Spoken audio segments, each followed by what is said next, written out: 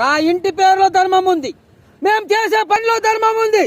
దానికి అడ్డొస్తే ప్రాబ్లం పై నుంచి క్లియర్ చేయను, రూత్లెస్ గా రోడ్ నుంచి నరుకొస్తా. फिर से गलत, पैसे से धंधा चलता है, प्यार से परिवार चलता है, सच्चाई से दुनिया चलता है. ఈడేగా మా అన్నయ్యకి ఫోన్ చేసి మీ ఫ్యామిలీ మొత్తాన్ని లేపేస్తానని చెప్పింది. నీలాంటి వాళ్ళు అడుగడుగునా ఉంటారు, నాలాంటి వాళ్ళు అరుదుగా ఉంటారు. నేను లంకలో పుట్టిన సీమ చందకాయ బిందెను కాదురా. 800 సంవత్సరాలుగా వీరుల గుడిలో దాచిన పలనాడు యోధుల ఆయుధాలకు రక్త నైవేద్యంగా పెట్టి గుండెను చీల్చి భావితరాలకు దమ్మును చూపే వంశానికి చెందిన వాడిని.